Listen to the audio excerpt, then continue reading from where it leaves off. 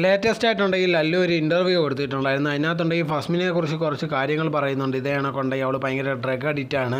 അതുപോലെ തന്നെ അവൾക്ക് തലയ്ക്ക് ഭയങ്കരമായിട്ട് പ്രശ്നമുണ്ട്. അതോടെ തന്നെ വേറെ ബന്ധമുണ്ടെന്നുള്ള രീതിയിലൊക്കെ ആയിരുന്നു അതിനകത്ത് പറഞ്ഞുകൊണ്ടേ ഇരുന്നത്.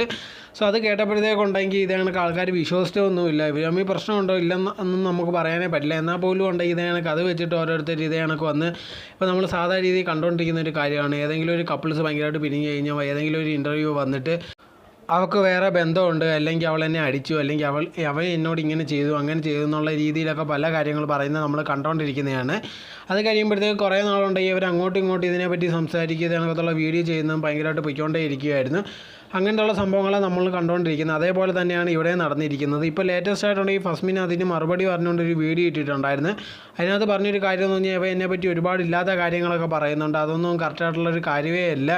എന്നെപ്പറ്റി ആർക്കെങ്കിലും എന്തെങ്കിലും പ്രശ്നമുണ്ട്, അല്ലെങ്കിൽ ഞാൻ ഡ്രഗ്സ് യൂസ് ചെയ്യുന്നുണ്ടെങ്കിൽ ആർക്കെങ്കിലും ഡൗട്ട് ഉണ്ടെങ്കിൽ ഇത് എന്നെ ചെക്ക് ചെയ്യാവുന്നതാണ്. പോലീസിന് വരെ എന്നെ ചെക്ക് ചെയ്യാൻ ഞാൻ അങ്ങനെ എന്തെങ്കിലും ഉപയോഗിക്കുന്നോ ഇല്ലയോ എന്ന് അവനുണ്ടെങ്കിൽ ഇല്ലാത്ത കാര്യങ്ങളാണ് പറയുന്നത്. എനിക്ക് വേറെ ആരുമായിട്ട് ഒരു ബന്ധവും ഇല്ല, ഇതെല്ലാം അവനാണുള്ളത്, എന്നെപ്പറ്റിയാണ് ഇതേ കണക്ക് ഇല്ലാത്ത കാര്യങ്ങൾ പറയുന്നതെന്നായിരുന്നു ഫസ്മിൻ ആ വീഡിയോ പറഞ്ഞിരുന്നത്.